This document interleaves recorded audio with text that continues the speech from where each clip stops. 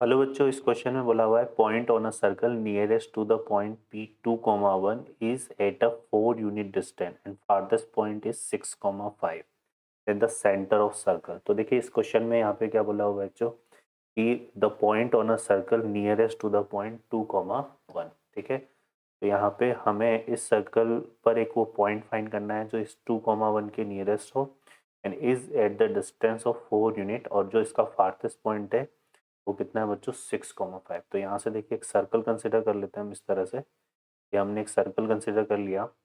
अब यहाँ पर देखिए ये हमने एक पॉइंट ले लिया पी 2,1, है ना। तो इसके जो नियरेस्ट पॉइंट है वो तो ये हो जाएगा, और जो फारथेस्ट पॉइंट है ये हो जाएगा, है ना।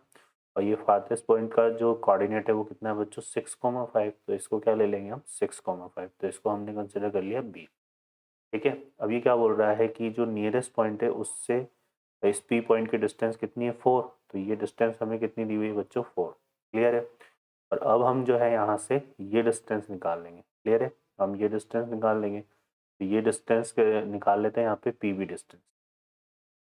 ठीक है, तो ये बी पी डिस्टेंस निकाल लेते हैं। ये आ जाएगी हमारे पास √6 - 2 whole square and 5 - 1 whole square. Distance फॉर्मूले से हमने ये निकाल लिया। यहाँ से देखो कितना जाएगा बच्चों 6 - 2 कितना हो गया हमारा 4। 4 का स्क्वायर कितना हो गया 16। और 5 - 1 कितना हो गया बच्चों 4, है ना। 4 का स्क्वायर कितना हो गया 16। तो ये आ जाएगा कितना 4√2। क्लियर है। तो ये बीपी डिस्टेंस हमारी कितनी आ रही है, बी से लेकर पी तक की डिस्टेंस 4√2 आ रही है। अब हमें ये रेशियो चाहिए यहाँ पे, ये वाला रेशियो, है ना। तो यहाँ से ये जो ए बी डिस्टेंस है, ए बी जो डिस्टेंस है ये कितनी हो जाएगी हमारी बच्चों 4√2 -4। क्या हो जाएगी ये 4√2 -4 हो जाएगी, है ना। और अगर हम और ये रेशो निकाल लेते हैं हम, कौन सा, हम रेशो निकाल लेते हैं यहाँ पे देखो कौन सा, A B ratio A P, है ना। ये रेशो निकाल ले तो ये आ जाएगा 4√2 -4/4। तो ये कितना हो जाएगा बच्चों √2 -1/1। ठीक है, तो ये जो ए पी डिस्टेंस है इसका रेशो तो कितना आ रहा है 1, और इसका आ रहा है कितना बच्चों √2 -1।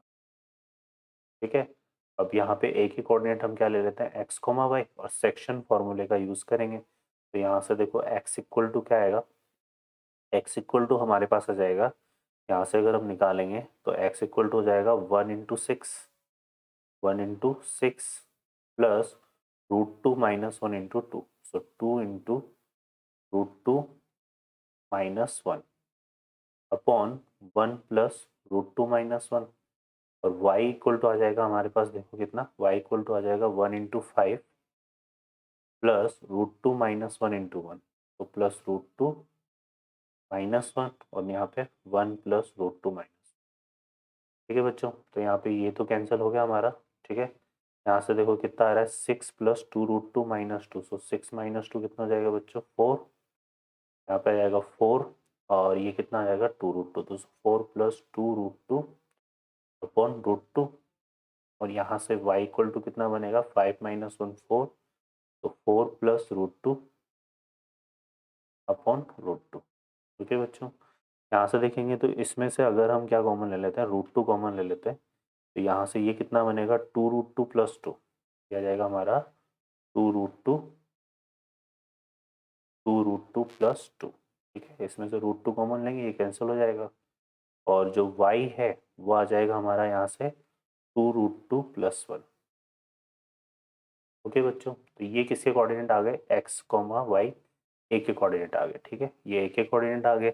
अब जो सेंटर होगा वो इस ए का और बी का क्या होगा मिड पॉइंट होगा। तो यहाँ से हम मिड पॉइंट निकाल लेते हैं, mid point of A B find करेंगे। तो यहाँ से देखो कितना आ जाएगा, ये हो जाएगा हमारे पास 6 प्लस 2√2 प्लस 2/2 कॉमा हो जाए, और 5 प्लस 2√2 प्लस 1/2। ठीक है, तो यहाँ से देखो कितना आ रहा है बच्चों, ये हो जाएगा हमारा, इसमें में से 2 कॉमन ले लो तो ये कितना हो रहा है 3 प्लस 1 4। 4 प्लस √2 हो रहा है, ये कितना आ रहा है हमारे पास 4 प्लस √2। ठीक है, और यहाँ से अब ये कितना हो रहा है हमारे पास 6, है ना। और ये कितना हो जाएगा 3 प्लस कॉमा 3 प्लस √2, क्योंकि 6 आएगा। तो 2 हम कॉमन ले लेंगे तो ये हो जाएगा हमारे पास 3 प्लस रूट 2। ओके बच्चों, तो ये हमारे पास क्या हो जाएंगे, सेंटर के कोऑर्डिनेट। ऑप्शन में देखेंगे तो 4 plus root 2 comma 3 plus root 2, तो C option is the correct answer. Okay बच्चों, I hope you understand. Best of luck.